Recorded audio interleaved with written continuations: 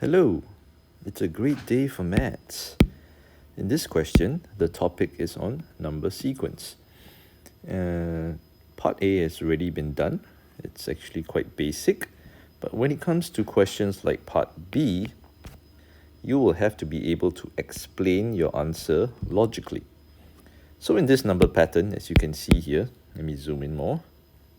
You have 4, 10, 16, 22, 28. And if you go down anywhere along the line, what we say is that the next number would have the form of 6n minus 2. Okay, and it's very crucial that to remember that n represents the term number. So for example, first term, 4, is when n is 1. Second term, 10, n is 2. So on and so forth. And an observation to support our argument is that n must be a whole number. Okay, so this is the basis of our argument.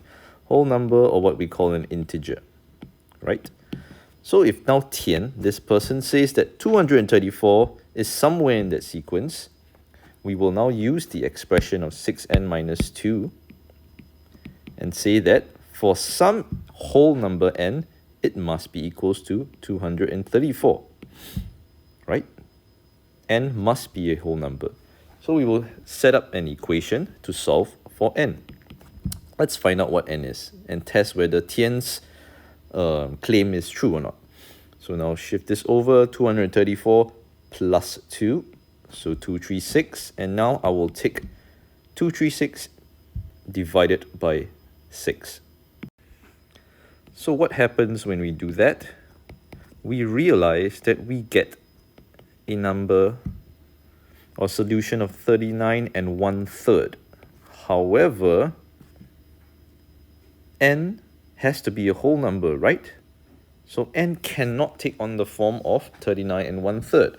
So Tian, we conclude, Tian is incorrect because